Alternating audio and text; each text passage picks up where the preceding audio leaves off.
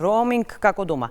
Реална европска придобивка за граѓаните, доближување на Македонија до дигиталниот пазар на Европската Унија. Гостин во Македонија наутро Мирослав Гроздановски од Министерството за дигитална трансформација. Добро утро, добро ни дојдовте во Македонија наутро. Добро утро, благодарам на поканата. Што ќе значи за нашите граѓани роуминг како дома? Роуминг како дома пред се значи помалку бариери, поголема поврзаност со Европа и помалку трошоци за нашите студенти кои студираат во странство, за луѓето кои патуваат во низ земјите членки на ЕУ, за компаниите кои имаат бизнис партнери и за сите останати кои едноставно сакаат да посетат некој од земјите. Да, тоа е првиот, се извинувам. Бенефит, вториот бенефит не е само за граѓаните, туку и бенефит е за државата, затоа што ние конечно покажуваме во пракса како може да изгледа пристапувањето кон ЕУ, покажуваме дека имаме капацитет административен за да транспонираме одредено законодавство, да соодветно да го примениме и од друга страна покажуваме дека има компании кои се подготвени за овој процес и ги имаат сите, би рекол, предиспозиции и услови за конечно да го започнеме преговорите и самиот евроинтегративен. Сега во која фаза сме, да речеме? На 4 јуни Советот на ЕУ донесе одлука за отпочнување на преговорите.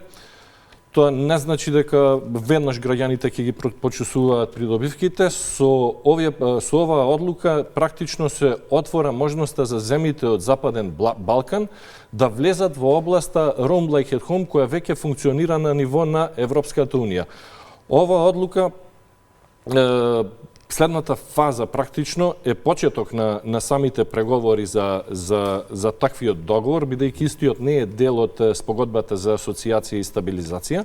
На 12 јуни се одржа и првата министерска конференција, видеоконференција, каде што учествуваше покрај нашиот министер за дигитална трансформација и министрите од регионот и од друга страна беа партнерите од страна на Европската комисија, господјата Суперти, која е директор на DigiGrow, се дискутираше статусот на подготвеноста на земјите од регионот и се дискутираше самиот процес, што се предвидува самиот процес. Добро, ако зборуваме за подготвеноста, генерално подготвени сме, така ли, освен она административно да го наречеме? Да, дали ќе бидат мирни граѓаните дека ќе имаат помалку трошоци? Граѓаните ќе бидат мирни, не би ли цитирал со датуми, ние од наша страна би направивме се што е она што треба да се направи од наша страна. Во август 2025 подготвивме акцијски план со јасни рокови, јасни чекори кои треба да се спроведат од институциите.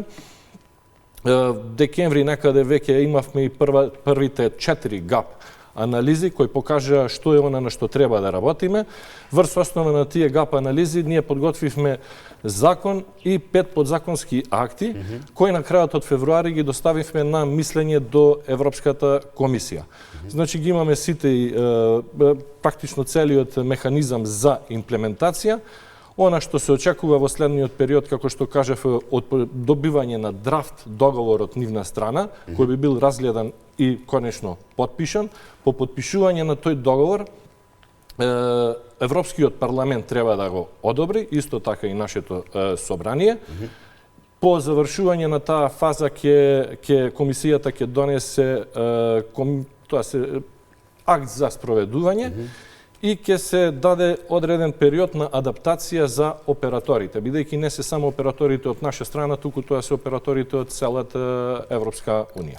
Тоа сакав да прашам сега, улогава на операторите се прашуваат ли тие или едноставно мора да го спроведат се до тоа, со оглед на тоа дека тие ќе бидат малку во загуба, малку повеќе во загуба кога ќе се спроведе? Така, во овој процес операторите покажа голема зрелост, би рекол, беа вклучени во самата подготовка на законите, беа консултирани, го задржавме транспарентноста на максимално можно ниво. Од страна на операторите свесни се дека ќе треба да направат одредени отстапки, но тие се компании кои веќе се нивните матични седишта се веќе во Австрија и во Германија, односно во земји членки на ЕУ, свесни се за процесот, имаат искуство и немаше некој значителен отпор, за што сме им благодарни. Подготвени сме како држава да го следиме овој пример? Подготвени сме како држава, ова е највисок приоритет на Министерството за дигитална трансформација, бидејќи значи навистина бенефит за граѓаните и значи процес кој не се случува секој ден. Ова би рекол дека е еден од трите најзначајни процеси кои во односите со особено Европската за унија. оние кои што често знаат да патуваат, ги споминавте и студентите, верувам дека и на нив ќе им се улесни многу. Секако, студентите кои студираат во странство ќе можат практично по исти цени како да се во државата, да разговараат со своите најблиски, да праќаат пораки, да користат интернет во рамки на... Кога се очекува, да речеме, најрано некаков датум, 6 месеци, би биле доволни за да се имплементира? Како што кажав, многу тешко за да лицитираме од аспект што не зависи од нас најголемиот дел. Оно што зависеше од нас, ние го завршивме во рекорден рок, зависи од процесите кои се одвиваат во Европска унија. Ако ме прашате, би рекол дека би одзело година дена. Значи до следното лето. А постои ли некаков ризик дека би можеле ние да бидеме исклучени? Не гледам таков ризик во овој момент. Да се надеваме дека следното лето би требало да 99% ќе имаме роаминг како дома. И ќе ги користиме овие услуги. Ајде малку повеќе за проектот Училишта на 21. век. И ова е еден проект кој што е особено важен за училиштата и за се разбира по младите генерации. Така, проектот го започнавме пред само неколку дена, односно на 10 јуни. Се спроведува во соработка со Македонски Телеком и со Британскиот Совет. И е вистински пример како треба да изгледа еден проект која се спроведува во партнерство со државна институција, со општествено одговорна компанија и со меѓународна организација и секако како крајни корисници единиците на локалната самоуправа. Проектот предвидува опфаќа 100 училишта и околу 1000 професори со можност секако опсегот да се прошири. Ова се иницијални пресумпции. Истиот предвидува обезбедување на микробит уреди кои ќе се користат од страна на учениците за да научат како да решаваат проблеми и како да ја користат технологијата за решавање на одредени проблеми и предизвици во нивниот секојдневен живот.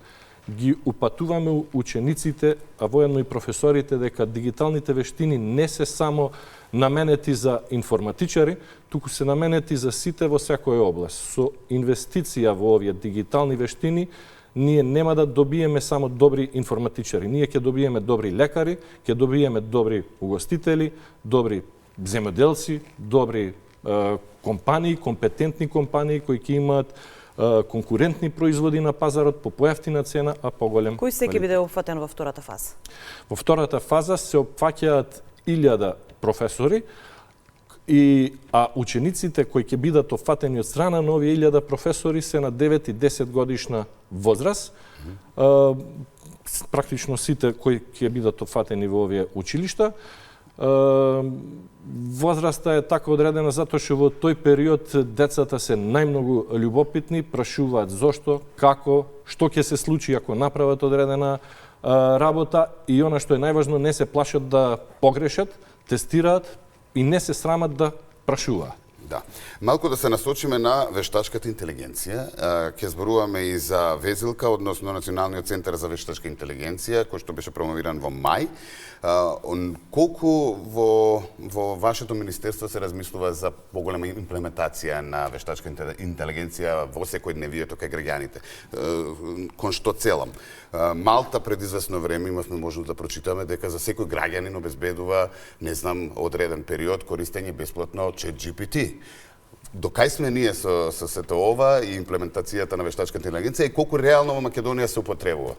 Во Македонија се употребува практично од секој граѓанин, таа е достапна на секому. Генерално и луѓето на кои имаат потреба е достапно и по прифатлива цена, ете, ChatGPT или останатите алатки и јазични модели кои се користат. Везилка е она што нас ќе не приближи, да речем, до стандардите кои веќе се применуваат низ светот и во Европската Унија. Опфаќа употреба на вештачка интелигенција во областа на испорака на услугите во јавниот сектор, опфаќа употреба на вештачка интелигенција во областа на здравството, што е многу значајно, но пред се опфаќа еден добар дел дигитализација на материјалите кои ние ги поседуваме како држава.